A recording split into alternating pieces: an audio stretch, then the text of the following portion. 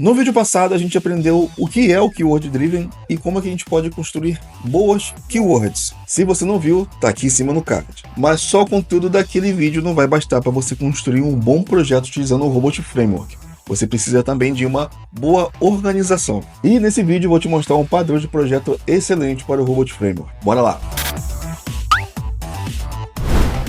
Fala aqui, beleza? Vinícius Trindade aqui com vocês. Antes de começar o vídeo, vamos lá para os nossos recadinhos rápidos. Primeiro recado, se você quer aprender mais sobre os fundamentos do Robot Framework, o e-book Hello Robot Framework Prelúdio, criado aqui pela Robot Cursos para a comunidade, está disponível num preço bem acessível, link está aqui embaixo na descrição e no primeiro comentário fixado. Segundo recado, as camisas personalizadas da Robot Cursos voltaram lá na Robot Store, então já tem umas camisetas com umas estampas diferentes, com um robozinho igual essa aqui que está aparecendo na tela para vocês. Também está com um valor super bacana e adquirindo lá, você também ajuda aqui o projeto da Robot Cursos a continuar. Terceiro e último recado, galera, aquele de sempre, se você caiu de paraquedas aqui e não é inscrito, se inscreve aqui embaixo no canal, ativa o sininho para receber a notificação dos próximos vídeos e se estiver gostando do conteúdo, curte, comenta, compartilha com a sua rede para que esse vídeo possa alcançar mais pessoas. Todos os recados dados, não esqueci de nenhum dessa vez, bora pro vídeo. Um dos maiores equívocos de quem está começando com o Robot Framework ou que está vindo de outras linguagens que são orientadas a objeto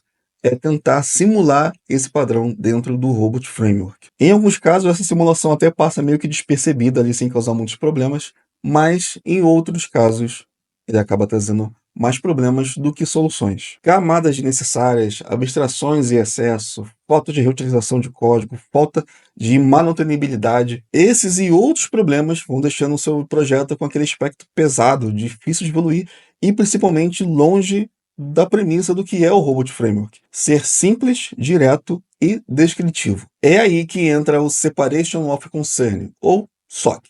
O robozinho até trouxe recentemente em um shorts, tá aqui, caso você não tenha visto. E lá ele explica de uma forma bem simples, bem didática, o que é o Separation of Concern, para que você consiga entender e já aplicar nos seus projetos. Apesar de ser um short, está bem completo lá, depois dá uma olhada lá que vale a pena. Então, nesse vídeo aqui, eu não vou repetir a explicação que ele já deu lá no short. A ideia aqui é trazer um pouco mais de profundidade para o SOC, trazer exemplos práticos para que você possa entender melhor e aplicar aí no seu projeto. Mas só recapitulando, que a ideia do Separation of Concern é separar o seu projeto de teste em camadas. E o objetivo dessas camadas é resolver tarefas, ações que competem à sua responsabilidade. E eu trouxe para cá um exemplo de testes de API, que é o que recentemente vocês têm me pedido mais no WhatsApp, no LinkedIn. Então acho que vai fazer mais sentido para a maioria de vocês. Mas apesar desse exemplo aqui ser para teste de API, você pode usar esse mesmo padrão para teste web, teste mobile, desktop ou qualquer outra coisa que você for testar ali com o Robot Framework. Dentro da camada de teste, a responsabilidade dele é ter ali todas as suítes e as suas configurações. Aqui nesse exemplo eu trouxe um arquivo de inicialização. Se você não sabe o que é um arquivo de inicialização, tem um vídeo do robozinho explicando tudinho num short que a gente gravou aqui pro canal. Depois você dá uma olhada lá que tá bem fácil de entender. Mas voltando para cá, nesse arquivo de inicialização, eu trouxe ali só um teste setup e um teste teardown ali para criar as sessões e deletar as sessões sempre no início e no fim de cada teste. E eu tenho também aqui a suite user.robot que tem ali só os test cases de cadastro de usuário, tá? Não tem nenhuma keyword, porque a responsabilidade aqui da camada de teste é ter só os test cases. A criação das keywords está em outro lugar, está em outra camada. Tá? Então, poderia ter aqui algumas variáveis, algumas outras configurações que não estivessem aqui no init, tá? Mas as keywords propriamente ditas, elas vão ser só utilizadas aqui dentro. A gente não vai criar nenhuma keyword dentro dos arquivos que estão dentro da camada de teste. Então, entendido já o que é a camada de teste, agora a gente vai lá para a camada de resource. E agora sim, aqui tem bastante coisa. A maioria das coisas, para não falar quase tudo, que eu vou mostrar aqui agora, compete só às estruturas de teste de API, mas é bom prestar atenção ali na ideia dessa separação de responsabilidade, porque a mesma ideia pode se aplicar para mobile, para web e para desktop e para os outros, tá bom? O importante aqui é a ideia, não somente a aplicação. Então, bora lá. Tá? Então, qual é a responsabilidade da resource? Então, ela vai armazenar ali toda a lógica, todos os códigos, todas as keywords, variáveis, tudo aquilo que é recurso para o teste conseguir utilizar e ser executado com sucesso. E como ela compreende muita coisa também, ela também vai ser subdividida em outras camadas. E nesse caso aqui é um exemplo de divisão de camadas. Não necessariamente precisa ser dessa forma. Tá? O importante é que você consiga dividir em camadas que tenham responsabilidades únicas. Dessa forma aqui é um dos jeitos, não necessariamente o jeito certo. Beleza? Então bora lá.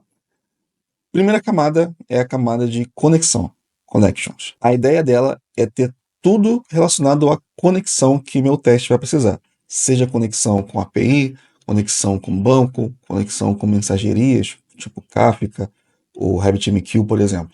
Então tudo que eu vou fazer que se refere a conexões vai estar aqui. Tá? Nesse exemplo aqui, por exemplo, eu tenho só a conexão com a API que eu estou testando, que é a Pet Store. Tá? Então eu tenho ali uma criação de uma sessão. Então se nesse teste aqui tivesse outras APIs, as conexões também estariam dentro desse arquivo aqui. Se eu tivesse que fazer conexão com um banco, por exemplo, eu teria um outro arquivo, ConnectDB, por exemplo, para fazer toda a configuração de conexão com o banco. Tá? Então, voltando para cá, eu tenho aqui a Create Pet Store Session, que é a que está criando a sessão da API Pet Store, e eu tenho aqui o Session Data YAML, que tem aqui um alias e a URL do ambiente. Tá? Então aqui eu tenho só HTML, URL. Se eu tivesse aqui um sandbox, por exemplo, um SDX, seria só adicionar ele aqui e colocar aqui a URL. Tá? Nesse caso aqui eu só tenho um ambiente, uma URL, e tá show, tá lindo. Então, para resumir, a camada de conexão fala sobre conexões. A segunda camada é a camada de contratos. E não tem relação nenhuma com os testes de contrato, tá? São coisas bem diferentes, tá? Se você não sabe essa diferença, tem um vídeo aqui em cima falando sobre teste de contrato e a diferença com os testes que são feitos aqui no Robot Framework, tá? Então, se você quer entender um pouquinho mais, depois dá um pulo lá, que tá bem interessante esse vídeo. Nesse caso aqui, essa camada de contrato tem a responsabilidade de armazenar os contratos, na verdade, montar os contratos que vão ser executados pelas requisições. Nesse caso aqui, eu criei alguns módulos Python que retornam o JSON já estruturado. Tá? Esse aqui é o formato mais simples possível. Tá? Então, eu tenho ali uma função que recebe alguns parâmetros e monta um body, um JSON, e vai retornar de volta para a função e para a keyword. Mas essas funções aqui elas poderiam ser mais complexas, elas poderiam ter lógicas para montar campos opcionais, para fazer cálculos, para fazer várias coisas. Né? Então a ideia de ter essa separação dos contratos das requisições que são executadas é justamente essa, te dar a liberdade, né, de construir um body no formato que você precisa para o seu teste, sem ter a necessidade de criar diversas keywords diferentes para bodies diferentes. E nesse caso aqui, né, como são módulos Python, elas são importadas para o Robot Framework como bibliotecas, tá? Então cada função dessa aqui se chama pelas keywords. No caso, o postpatch aqui, por exemplo, ela tem o nome contract postpatch. E um ponto importante também é que além do body, do JSON, né, a gente também poderia estar retornando um header, caso fosse necessário. Tá? Então toda a parte de contrato, toda a parte contratual daquela requisição vai estar aqui. A terceira camada é a camada data. E nessa camada a gente vai armazenar massa de dados. Tá? Sejam massa de dados fixas ou massa de dados dinâmicas, aquelas que a gente vai gerar ali conforme a gente vai executando nossos testes. Dentro do robot a gente pode usar vários formatos de arquivos diferentes para a gente criar essas massas de teste.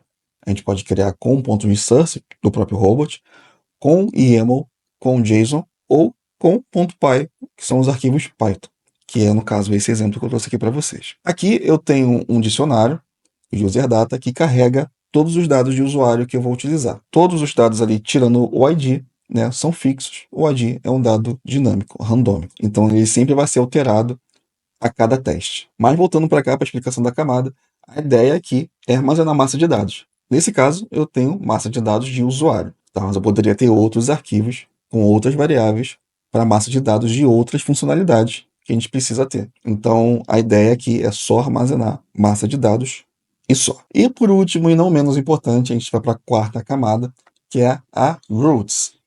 Essa camada, como o nome já diz, tem as rotas, né? As rotas que vão ser executadas. Então tem todos os nossos endpoints aqui. Tá? Então tem todos os endpoints de patch, todas de store e todas de user.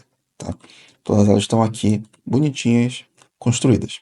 Tá? Vamos ali para user, que é a que eu vou usar no teste, tá? Mas vai valer para todos os demais o que eu vou falar aqui para vocês. Tá? Cadê? Aqui.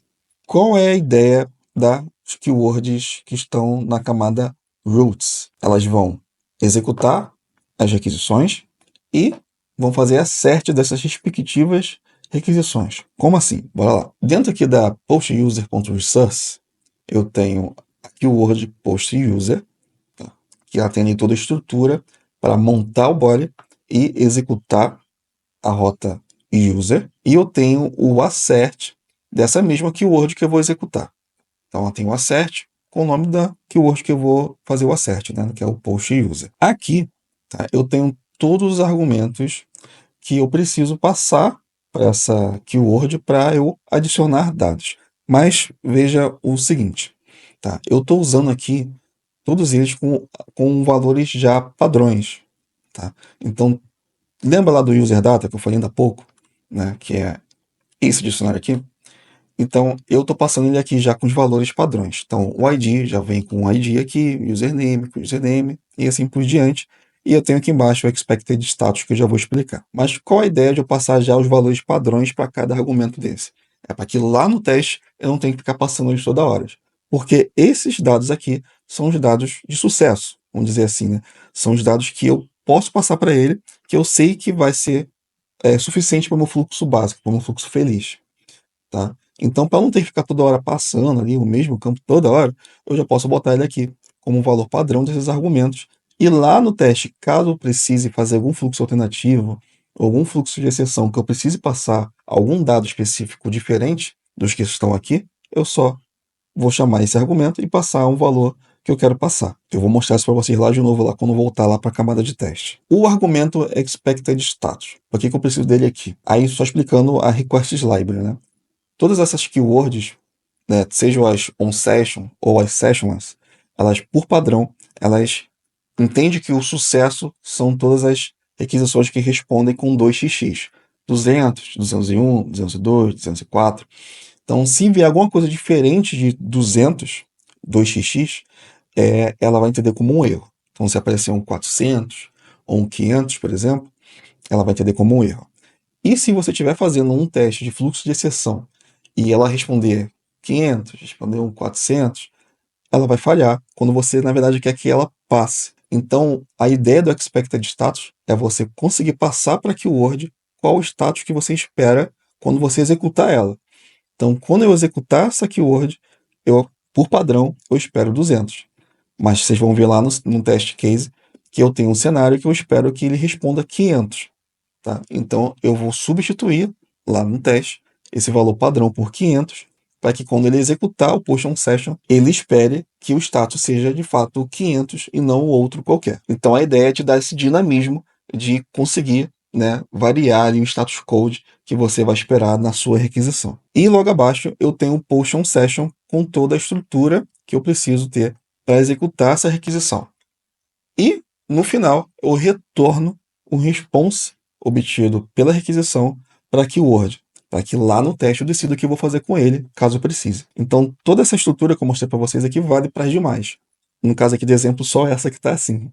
Mas, quando você for criar o seu projeto estruturando dessa forma, como eu estou mostrando para vocês, vai ficar dessa forma, né?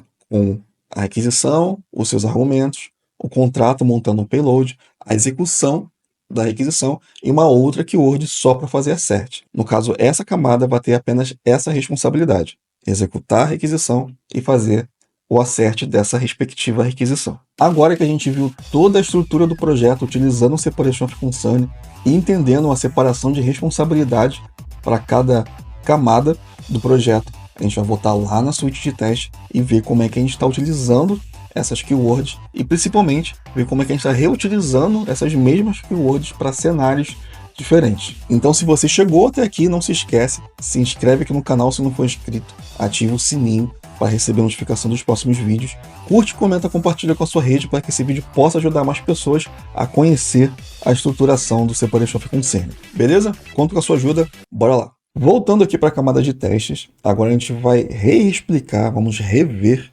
né, a camada de testes, agora sabendo toda a estrutura, né, que a gente criou aqui para o projeto usando o Separation of Concern. Agora vai ficar bem mais claro, né, a forma como a gente utilizou todo aquele recurso agora no teste. Recomeçando aqui pelo init, tá? Temos ali o teste setup, como a gente viu anteriormente, e agora a gente sabe que o create pet store session vem de lá da camada de conexão da API. É ela que conecta, né, que cria a sessão da pet store. E na suite user, né, a gente tem a post user, que foi aqui hoje que a gente viu ainda há pouco, que está lá na camada roots, ela que faz a requisição para rota user, né, para o endpoint user, e tem logo em seguida o seu assert, seu respectivo assert. Perceba que aqui no teste, né, todos aqueles argumentos opcionais não são necessários, né, porque são opcionais, né, o nome já diz. Então a gente só precisa passar para eles aqui agora aquilo que a gente quer mudar. Então nesse cenário aqui específico, como a gente quer o cenário feliz, o caminho feliz, a gente não precisa passar nada porque a própria keyword já conhece esses dados. Diferente do assert, que ele não conhece, ele não sabe quais são os dados que a gente quer utilizar para fazer os asserts, né? Então ele pede, então são dados obrigatórios. Eles poderiam instalar também como dados opcionais? Poderiam, mas eu deixei assim só para dar como exemplo, beleza? Agora, no cenário de baixo, né, que aqui é literalmente só um exemplo, porque a Pet Store não tem como quebrar, pelo menos eu não consegui quebrar a Pet Store, gerar ali um erro diferente, tá?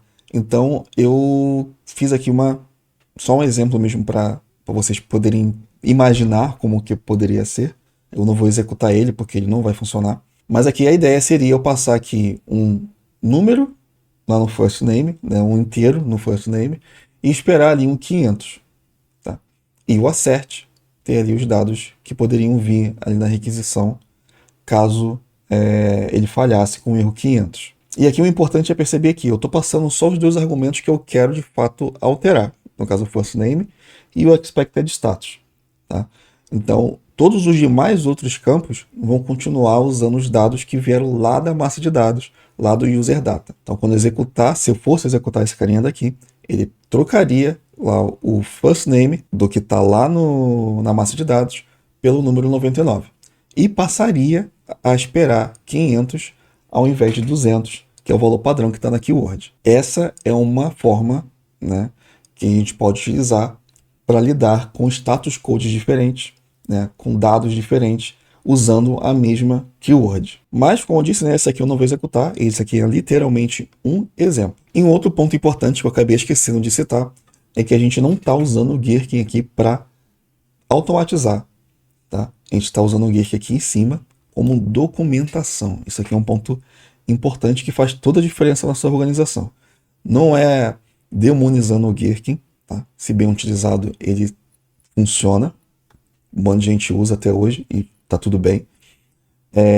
O problema do Gherkin é que você acaba criando camadas de abstração extras, que geralmente são desnecessárias. Então, nesse caso aqui, eu estou usando o Gherkin apenas para documentar, para dizer o que aquele cenário está fazendo, de uma forma literal, de uma forma comportamental. Mas a lógica, né, ou a execução está sendo ainda baseada em keyword driven, tá? Poderia fazer com Gherkin? Poderia. Só que aí ia ter que criar uma camada extra, ia ficar bem ruim e a organização do projeto acabaria ficando outra. Seria uma outra organização. Até para ficar mais explícito, né? A gente tem aqui 3 passos, quando na verdade aqui a gente só tem 2 keywords sendo executadas. Já viu essa discrepância, né? Então já sabe que seria uma estrutura diferente para poder encaixar o Gherkin ali. Então se você for decidir usar o Gherkin no seu projeto, usando o Separation of Concern, você até consegue, mas você vai ter que criar outras camadas que não só essas aqui que eu mostrei para vocês. Mas voltando para cá, né, para o nosso exemplo, o Gherkin aqui está só como documentação. Vamos executar agora esse test case. Ele passou, show de bola. E vamos lá para o robot output. E aqui a gente consegue ver a sequência de tudo que aconteceu. Primeiro, vamos lá, ele executou o setup, né, criando ali a sessão, Create Patch Store Session.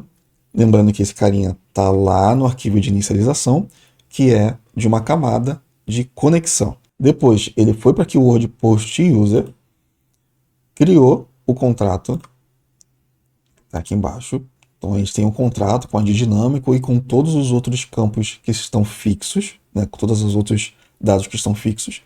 Executou a requisição e retornou ali para Keyword o response, o objeto de resposta. E logo em seguida, já fez ali os asserts, os 3 asserts que tem dentro ali da nossa keyword de assert. E por fim, ele fez o delete all session e acabou o nosso teste. Lembrando, né, que essa aqui é uma forma de estruturar o projeto. Como eu disse lá atrás, não é uma forma exata, né, uma fórmula exata. Você pode ter mais ou menos camadas no seu projeto. Isso tudo depende de você, do seu time, de como que você está pensando no projeto. Tá? Por exemplo, a gente poderia ter aqui uma camada de utilitários, uma camada de libs com scripts Python extras ali para fazer outras coisas para o seu projeto. Podia ter um commons, podia ter várias outras coisas. Podia ter uma camada de SQL para fazer a execução das queries. Então podia ter várias outras camadas aqui. Tá? Mas o importante é você conseguir identificar quais são as camadas, quais são as responsabilidades que o seu projeto vai ter e definir como que você vai construir isso. Tendo essa definição, estruturando bem o seu projeto, tudo tende a crer que o seu projeto vai ter sucesso. Ou seja, vai ser bem reutilizável, vai ter uma boa manutenibilidade, vai ser fácil de evoluir ele, né? Vai ser bem claro de conseguir ler, vai ter uma boa legibilidade e o teu time vai nadar de braçada, com certeza. Então é isso, pessoal. Espero que eu tenha conseguido passar para você de forma clara a utilização do Separation of Concern dentro do Robot Framework. Então, se você chegou até aqui, deixa aqui embaixo nos comentários se você já conhecia o SOC, o Separation of Concern, ou se você usa outro padrão de estruturação de projeto. Tá? Vai ser bem bacana a gente trocar essa ideia. E se você não for inscrito, não esquece, se inscreve aqui embaixo no canal, ativa o sininho para receber a notificação de todos os vídeos que a gente traz aqui toda semana. Tanto vídeos longos comigo, quanto os shorts com um robozinho. E se você quer aprender mais sobre os fundamentos do Robot Framework, não se esquece também, o e-book Hello Robot Framework Prelúdio está disponível e está com um valor bem acessível. Se você quiser, tiver interesse, o link está aqui na descrição e no primeiro comentário fixado. E se você não quiser o e-book, quiser uma camisa diferente, também está aqui embaixo no comentário fixado a camisa com o robozinho, o Test Like a Pro. E se você adquirir tanto o e-book quanto a camiseta, você ajuda aqui o projeto da Robot Pulse a continuar trazendo conteúdo gratuito aqui para a comunidade. Deixei aqui do lado mais 2 vídeos para você continuar comigo aqui aprendendo mais sobre o mundo do Robot Framework. A gente se vê no próximo vídeo. Valeu!